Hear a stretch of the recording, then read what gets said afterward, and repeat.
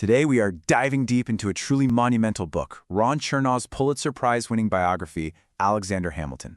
Yep, that's the one that inspired the musical that took over the world. Chernow opens his book with this incredibly powerful image. It's not of Hamilton, but of his widow Eliza, 50 years after his death. Just picture it. She's an old woman, guiding people through her home, and she always stops at a marble bust of her husband. This quote just perfectly captures a lifetime of devotion, spent protecting the memory of the man who was both her hero and her greatest heartbreak. So that's the real question, isn't it? The one that drives this massive book. Who was the guy behind the face on the $10 bill? Well, the answer starts in a place you would probably never, ever guess. To really get who Hamilton was, you can't start with the powdered wigs and the Philadelphia conventions. Nope, we have to go back to his childhood. And let me tell you, it was a brutal, tough life in the Caribbean that forged the man he would become. I mean, just look at this timeline. It is an absolute cascade of trauma. His mother, Rachel, was actually thrown in jail by her first husband for adultery. A couple of years later, a terrible fever hits, and both she and young Alexander get sick. He somehow survives, she doesn't. And if that wasn't enough, right after she dies, everything they own is taken away, leaving him and his brother completely alone and penniless. And this is absolutely crucial to understanding him. Hamilton's beginning is totally different from the other founding fathers. While guys like Jefferson and Washington were being born into the colonial elite, Hamilton was born into scandal and poverty. That feeling of being an outsider, of having this stain on his past, it would stick with him his entire life. So why does this all matter? Well, this is the core of Chernow's whole argument. Hamilton's insane, relentless drive, it didn't come from privilege. It came from this deep, burning need to claw his way out of his past, to write a totally new story for himself, and to prove to everyone, and maybe most of all to himself, that he was worthy. And wow, what a story he would write. He gets to America as a teenager, this immigrant kid with a huge chip on his shoulder, and he doesn't just find a new country, he finds a revolution. It was the perfect stage for a man in a hurry. Seriously, his rise was just meteoric. He goes from being this fiery college kid writing revolutionary pamphlets to a legit war hero. That gets him noticed by George Washington, who makes Hamilton his right-hand man, his indispensable aide. Then, after the war, he helps dream up the Constitution. And as if that wasn't enough, he becomes the first Treasury Secretary and basically builds the entire American financial system from nothing.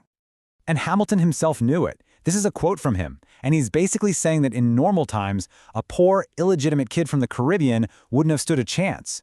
But a revolution, it throws all the old rules out the window. It was a chance for talent to matter more than your last name. His single biggest idea was for a strong, energetic national government. The country he found when he arrived was kind of a mess, governed by the Articles of Confederation. It was just a bunch of bickering states with no real power. Hamilton wanted the exact opposite. A powerful federal government that could unite everyone, pay its bills, and actually earn some respect on the world stage. This quote from Chernow just nails it. This idea became Hamilton's obsession. He believed that for America to survive, it couldn't be weak and passive. It needed energy. It needed power. It needed a government that could actually do things. And that philosophy, which he famously argued for in the Federalist Papers, really did become the foundation of the American government we have today. Okay, but Hamilton's story is not just about genius in building a nation. Chernow shows us that the very same fire that fueled his ambition also fueled a really destructive, combative pride. His greatest strengths were completely tied up with his fatal flaws. This quote really gets to the heart of Hamilton's personal tragedy. He was brilliant, no doubt, but he was also incredibly thin-skinned. He was obsessed with his honor, and he just could not let an insult go. That same desperate need to prove himself that made him a great statesman also made him a dangerously angry man. And oh man, did he get into fights. His entire political career was just one giant feud after another. I mean, look at this list. It's basically a who's who of the Founding Fathers. His battles with Thomas Jefferson are the stuff of legend. But he also clashed with Madison, Adams, Monroe, and of course, his ultimate rival in New York, Aaron Burr.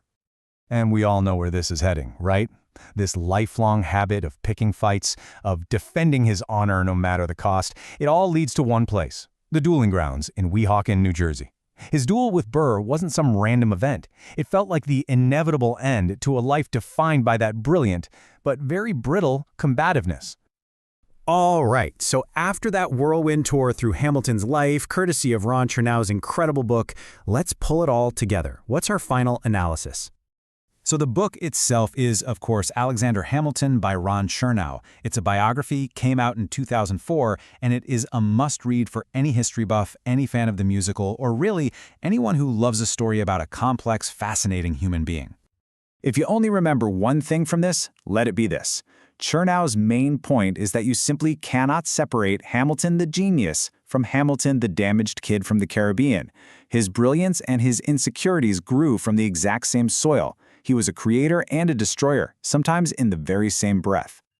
And maybe the bigger lesson here is that history isn't made by perfect people. It's made by complicated, brilliant, and often deeply flawed individuals. Hamilton's life is proof that our personal demons, our fears, our ambitions, can literally shape the destiny of a nation. So what do we think of the book? Well, it's incredible. The research is just exhaustive. Chernow somehow turns dense history into a story that is so compelling, it really does read like a novel. And most importantly, he gives us a real person, not a statue, a brilliant, flawed, three-dimensional human being. For its masterful storytelling, its deep psychological insight, and its massive historical importance, we are giving Ron Chernow's Alexander Hamilton a stellar 9 out of 10. And hey, if you enjoyed this deep dive, you should absolutely check out David McCullough's John Adams for another amazing portrait of a founder. Also, Founding Brothers by Joseph J. Ellis is a fantastic look at all the rivalries and relationships that shaped America. And that's all for today's Explainer. Make sure you follow and subscribe so you don't miss our next deep dive into the books and ideas that define our world. Thanks for tuning in.